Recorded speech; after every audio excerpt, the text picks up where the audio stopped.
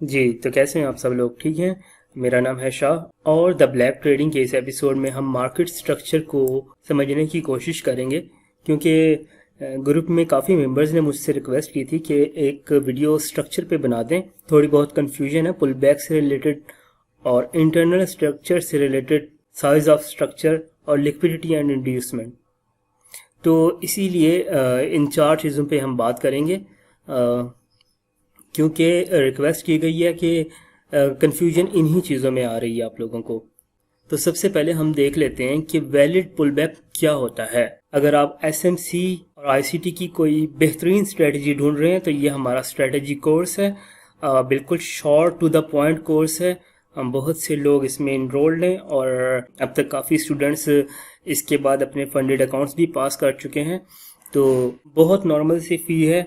तो अगर आप इसको ज्वाइन करना चाहते हैं तो व्हाट्सएप पे हमसे रब्ता करें। देखें, वैलिड पुल बैक जो होता है उसमें अगर हम अप ट्रेंड में हैं, इस एग्जांपल में देखें आप, अगर हम अप ट्रेंड में जा रहे हैं और हर एक कैंडल दूसरी कैंडल का हाई ब्रेक करती है और प्रीवियस कैंडल का जो लो है वो प्रोटेक्टेड होता है, मतलब नेक्स्ट कैंडल ने इस कैंडल के लो को वायलेट नहीं किया, इसके लो को स्वीप नहीं किया। इसी तरीके से इस कैंडल ने प्रीवियस कैंडल के लो को स्वीप नहीं किया। तो एक वैलिड पुल बैक जो होता है उसके लिए ज़रूरी है कि एट लीस्ट जो नेक्स्ट कैंडल है वो अपनी प्रीवियस कैंडल का स्वीप, चाहे बॉडी क्लोज करे या जस्ट स्वीप करे, एक वैलिड पुल बैक मानते हैं। इसमें और भी सिनेरियो हैं, वो भी मैं आपको बताता हूँ। इस एग्जांपल में देखें कि नेक्स्ट जो कैंडल बनी उसने अपनी प्रीवियस कैंडल का लो स्वीप नहीं किया, दूसरी बनी उसने भी नहीं किया, और ऐसे ही 3 कैंडल्स बनती हैं लेकिन इस कैंडल का लो प्रोटेक्टेड रहता है। तो क्या ख्याल है कि ये एक वैलिड पुल बैक है? नहीं है ये वैलिड पुल बैक। और ये जो कैंडल्स हैं इसकी इनसाइड कैंडल्स हैं, तो इसलिए हम इस तरह के सिनेरियो को, चाहे आपको यहाँ पर 3 कैंडल्स ही बेरिश क्यों ना नज़र आ रही हो, लेकिन ये एक वैलिड पुल बैक नहीं है, क्योंकि जो मदर कैंडल है, जो ओरिजिनल प्रीवियस कैंडल है, उसका लो प्रोटेक्टेड रहा। ये वही एग्जांपल है। उसके अलावा एक और यहाँ पर मैं आपको दिखाता हूँ। यहाँ से मार्केट ऊपर जाती है और दरमियान में ये एक कैंडल बनती है जो कि इनसाइड बार कैंडल है। तो इस हिसाब से ये हमारी एक सिंगल लेग है जैसे ये थी। तो इनसाइड बार कैंडल्स को आपको समझना चाहिए कि इनसाइड बार कैंडल्स कहाँ पर हैं और वैलिड पुल बैक कौन सा है। तीसरी एग्जांपल में देखें कि यहाँ से मूव शुरू होती है और उसके बाद ये जो कैंडल है, अगर ये कैंडल प्रीवियस कैंडल के हाई को स्वीप करे और देन नेक्स्ट कैंडल इसके लो को स्वीप करे, तो इस कंडीशन में भी हमारा पुल बैक वैलिड होता है। यानी कि प्रीवियस कंडीशन में देखेंगे कि इसका हाई और लो दोनों प्रोटेक्टेड रहे हैं, यहाँ पर भी इसका हाई और लो दोनों प्रोटेक्टेड रहे हैं।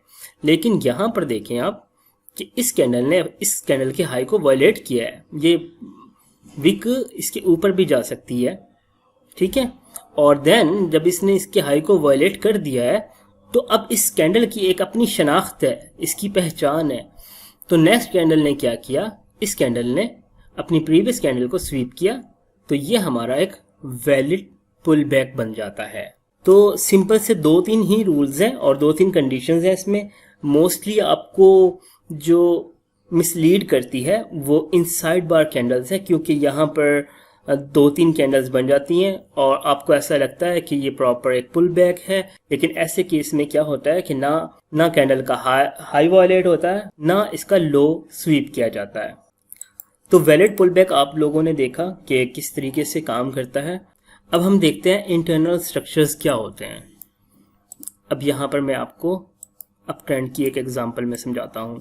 यहाँ से हमारा स्ट्रक्चर बन रहा है, ऑलराइट। और अगर आप देखें यहाँ पर ब्रेक ऑफ स्ट्रक्चर होता है। ब्रेक ऑफ स्ट्रक्चर बहुत सिंपल सी साइंस है, तो इसलिए मैं इसको नहीं समझा रहा आपको।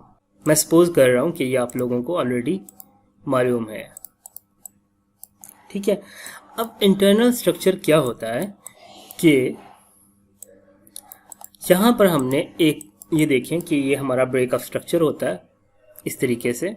तो एक्चुअली होता क्या है कि ये जो हमारा BOS होता है, इसके अंदर जो स्ट्रक्चर बन रहे होते हैं, फॉर एग्जांपल ये जो BOS हुआ, हो सकता है कि यहाँ पर मार्केट ने इस तरीके से स्ट्रक्चर बनाए हों कॉम्प्लेक्स टाइप के, और आपने इन स्ट्रक्चर्स को अपना मेजर स्ट्रक्चर मार्क किया हुआ था, लेकिन ओरिजिनल मेजर BOS आपका होता है यहाँ पर। ऐसा नहीं है, मेजर और माइनर में आपको फ़र्क मालूम होना चाहिए। तो इसी तरीके से आप यहाँ पर भी देख सकते हैं, जब ये मूव होती है corrective move, usually correction move भी 1 2 3 पैटर्न पूरा करती है। तो आपने इस चीज़ को जहन में रखना है कि ये हमारी इंटरनल स्ट्रक्चर है और हमारा मेजर स्ट्रक्चर कौन सा है। अब ये देखें यहाँ पर कि ओरिजिनल हमारा बॉस जो होता है यहाँ पर होता है इस जगह पे, और ये जो मूव्स हैं हमारी, ये जो मूव्स हैं ये क्या हैं, ये हमारे इंटरनल मूव हैं। ऑलराइट, तो आपने इन दोनों चीज़ों को मिक्स अप नहीं करना। अगर आपने इन दोनों चीज़ों को मिक्स किया तो आप परेशान हो जाएंगे। अब यहाँ पर BOS होता है और ये जो मूव्स हैं हमारी, ये इंटरनल मूव्स हैं। ऑलराइट, ये छोटी भी हो सकती हैं, बड़ी भी हो सकती हैं। इंटरनल और मेजर स्ट्रक्चर का आपको आइडिया लाजमी होना चाहिए, समझ गए। अब हम देख लेते हैं साइज ऑफ स्ट्रक्चर। अब यहाँ पर एक और कंफ्यूजन पैदा होती है कि मार्केट क्या करती है, एक ट्रैप क्रिएट करती है। मैंने लिक्विडिटी कॉन्सेप्ट की वीडियो में वो चीज़ बताई भी है आपको कि मार्केट क्या करती है। अब यहाँ पर मार्केट अपना मेजर बॉस करती है और उसके बाद मार्केट क्या करती है, कभी कभी आपको ऐसा सिनेरियो देखने को मिलता है, यहाँ पे छोटे छोटे से BOS करती है इस तरीके से, ठीक है।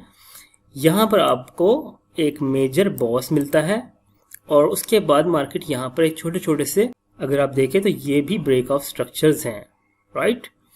तो अब आपने ये देखना है यहाँ पर कि हमारा जो स्ट्रक्चर का साइज है, देखेंगे कि स्ट्रक्चर के साइज मोस्टली इक्वल से होते हैं, लेकिन यहाँ पर एक ट्रैप क्रिएट किया जाता है। यहाँ पर आप इसको भी स्ट्रक्चर मार्क कर लेते हैं, उसके बाद इसको भी स्ट्रक्चर मार्क कर लेते हैं, ठीक है। लेकिन मार्केट क्या करती है ऐसे केस में कि एक मूव देती है और ये एक्चुअली यहाँ से लेकर यहाँ तक एक सिंगल ही मूव होती है। तो आपने स्ट्रक्चर के साइज को भी नोटिस करना होता है कि स्ट्रक्चर के साइज में क्या चेंजेस आ रही हैं, ठीक है। अब हम देख लेते हैं लिक्विडिटी एंड इंड्यूसमेंट। अब यूजुअली इंड्यूसमेंट क्या होती है, जो मोस्टली लोग सिखाते हैं वो ये होता है कि जो लास्ट पुल बैक होता है, ठीक है, फॉर एग्जांपल जो लास्ट पुल बैक होता है वो हमारा इंड्यूसमेंट होता है। तो अभी हम देख लेते हैं इंड्यूसमेंट और लिक्विडिटी को। तो लिक्विडिटी के ऊपर तो मैंने एक पूरी वीडियो और डिटेल में बनाई हुई है, आप वो लाजमी देखें अगर लिक्विडिटी को समझना है आप लोगों ने। तो अब क्या होता है कि आपने जब भी मेजर BOS होता है, ब्रेक ऑफ स्ट्रक्चर होता है, तो आपने इंटरनल स्ट्रक्चर को लाजमी नोट करना है, राइट। तो अगर मेजर ब्रेक ऑफ स्ट्रक्चर इस तरीके से 1 2 3 4 5 इस तरीके से ब्रेक करता है, तो आपको जो लास्ट पुल बैक होता है ये वाला, ठीक है, ये होता है हमारा IDM यानी कि इंड्यूसमेंट। दुनिया में दो टाइप के स्ट्रक्चर होते हैं, दोनों रूल फॉलो किए जाते हैं। बहुत से लोग इंड्यूसमेंट स्ट्रक्चर को ट्रेड करना पसंद करते हैं और वो ये मानते हैं कि जब तक मार्केट इंड्यूसमेंट नहीं ले लेती तो हमारा हाई कंफर्म नहीं होता, ठीक है। ये भी एक रूल है, लेकिन मैं खुद पर्सनली इस रूल को फॉलो नहीं करता, तो इसलिए जस्ट मेरे लिए ये सब एक लिक्विडिटी का काम करती है चीज़, राइट। तो अगर मार्केट इन केस मेरा जो POI है यहाँ पर है इस जगह पे, तो मैं जस्ट प्राइस का बिहेवियर नोट करूँगा कि वो मेरे POI तक किस तरह आती है। अगर वो लिक्विडिटी क्रिएट करते हुए आ रही है, पहले यहाँ पर रेंज क्रिएट करती है, उसके बाद एक ट्रेंड लाइन क्रिएट करती है, मैं एग्जांपल दे रहा हूँ, ठीक है। तो मतलब लिक्विडिटी का क्रिएट करना ज़रूरी है मार्केट में। आपका POI वही अच्छा काम करता है जब वो लिक्विडिटी किसी टाइप की हंड कर चुका हो। फॉर एग्जांपल यहाँ से आपने अपना POI मार्क किया हुआ है, मार्केट क्या करती है आपके POI पे आने से पहले एक ट्रेंड लाइन बनाती है, ठीक है। आप यहाँ पर आपने आने का वेट कर रहे हैं, देन प्राइस क्या करती है, ऐसे करती है, और यहाँ पर जितनी भी लिक्विडिटी थी वो उसने ग्रैब की, फीलिंग्स दी कि मार्केट अब सेल हो रही है, देन पीओआई पे टैप करती है एंड अगेन यहाँ पर ब्रेक ऑफ स्ट्रक्चर हो जाता है। तो इस तरीके से आप लिक्विडिटी को आइडेंटिफाई कर सकते हैं कि मार्केट मेरे पीओआई में किस तरह से आ रही है। और जो लिक्विडिटी की मेरी वीडियो है वो आपने लाजमी देखनी है, वो आपको बहुत हेल्प करेगी। तो रही बात इंड्यूसमेंट की कि जब तक मार्केट अपना इंड्यूसमेंट नहीं लेता तो हाई कंफर्म नहीं होता या लो कंफर्म नहीं होता। तो मेरे नज़दीक ये मैं इस रूल को फॉलो बिल्कुल नहीं करता, मैं जस्ट चीज़ों को सिंपल रखता हूँ। लेकिन आपको ये मालूम होना चाहिए कि मेरे इंटरनल स्ट्रक्चर्स कौन से हैं, राइट, और मेरे एक्सटर्नल स्ट्रक्चर आई मीन मेरे मेजर स्ट्रक्चर कौन से हैं। तो इस चीज़ को अगर आप दो चीज़ों को पहचान लेते हैं तो ये बहुत आपको हेल्प करेगा, ट्रैप से बचाएगा। तो उम्मीद करता हूँ आप लोगों को काफ़ी हद तक समझ आई होगी। अगर किसी भी तरह की कोई कन्फ्यूजन है तो आप हमें कमेंट बॉक्स में बताएं, तो उसको इंशाल्लाह सॉल्व करेंगे।